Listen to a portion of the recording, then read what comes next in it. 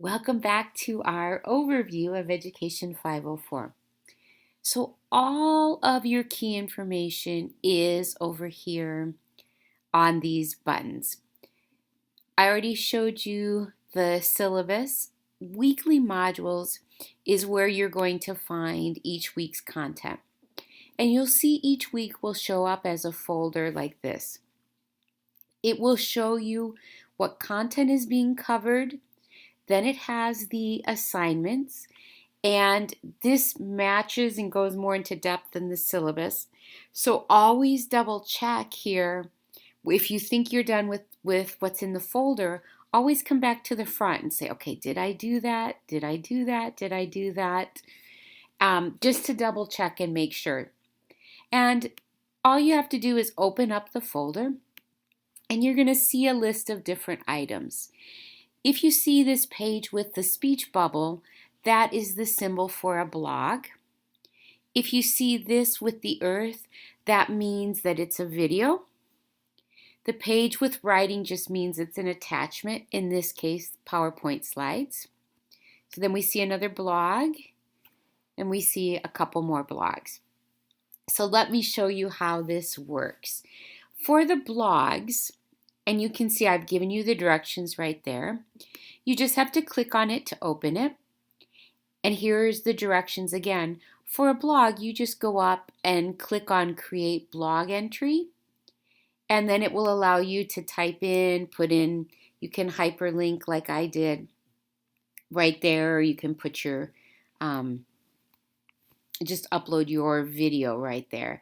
And then you'll see here, I want you to watch each other so that we get to know each other well, and it helps to have the visual that goes along with the person.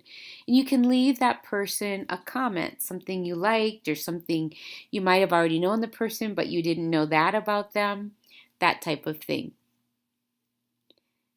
So those are the blogs.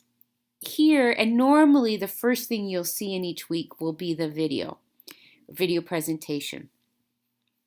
When you log in, it's going to tell you, make sure you click finish at the end, and that just uploads your score to me, and you'll see this score center over here.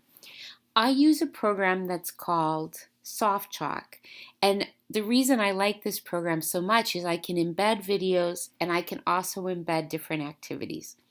So it's set up almost as if you were reading a book, where you have a table of contents right here. And to go to each page, you can just click on it, and you will see videos, and you'll just click on it, and it will walk you through. Welcome to Education 504. There you go. I don't really like to listen to myself, so you'll just watch that, and you can pause it at any time, which is nice. And then sometimes you'll see things that will say self-check or quiz me. These are all activities. So if you look at this one, this is a matching activity that allows you to process this information that you've just learned. And I try to keep my videos to under 10 minutes. A couple of times I'll go over, but 10 minutes of content and then do something with it or have a little stretch break. Now, people always get worried about these self-checks. What if I don't do well on them?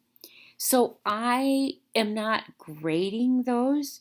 Yes, I look at your scores. I can see the scores when you submit, but I'm not saying, oh my gosh, you did horrible on those. These are to guide you as giving you some immediate feedback. So if you do this and you're like, oh my goodness, it's worth 5 points, I only got 1 out of 5, what that's telling you is that the information from this video didn't stick. So you need to go back and re-watch that video. Or you can also go back and find the corresponding part in your textbook that goes along with that, right? So remember, one of the huge benefits of an online class is that you can watch a video 10 times if you need to. I hope you don't need to do that much. Also over here you'll see this is just giving you a heads up as to what your score is. So if you didn't do well, go back, rewatch the video, and you can go back and try again on these self-check things as well.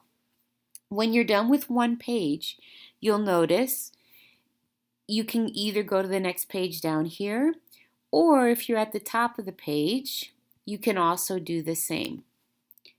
So you can kind of pace yourself. On this page, it's a practice study that I want you to process.